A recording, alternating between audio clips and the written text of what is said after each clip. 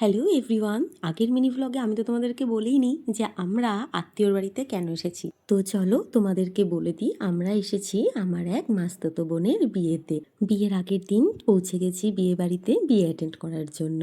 লজে পৌঁছেই আমরা সবার প্রথমে ফ্রেশ হয়ে গরম গরম কফি আর পকোড়া খেয়ে রেডি হয়ে নিচে চলে এসেছি। আর এই হচ্ছে আমাদের মিষ্টি কোণে, যার এখন ফটোশ্যুট হচ্ছে। আর তার ঠিক পরেই শুরু হয়ে গেছে এইদিকে মেহেন্দি সেরেমনি স্পেশাল নাচ, যেটা দেখতে আমাদের খুব ভালো লাগছিল। তারপরে আমরা চলে গেছি ডিনারটা সারতে। আর ডিনারটা না দারুণ হয়েছিল জানো তো।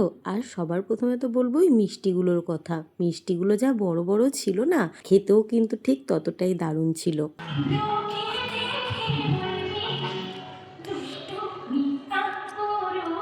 তো চলো, নেক্সট ডে বিয়ে ছিল আর ভেবেছিলাম বিয়ের দিন সকাল সকাল তোমাদের সাথে পুরোটা শেয়ার করব, কিন্তু তার কিছুই হয়নি।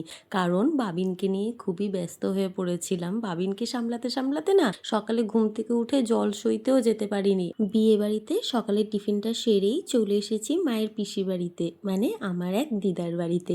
জানো তো, সেই কোন ছোটবেলায় দিদার বাড়িতে এসেছিলাম, আর এখন এই ছোট্ট ছানাটাকে নিয়ে আবার এলাম দিদার বাড়িতে। কিছুক্ষণ থাকার পর সেখান থেকে আবার আমরা চলে এসেছি লজে।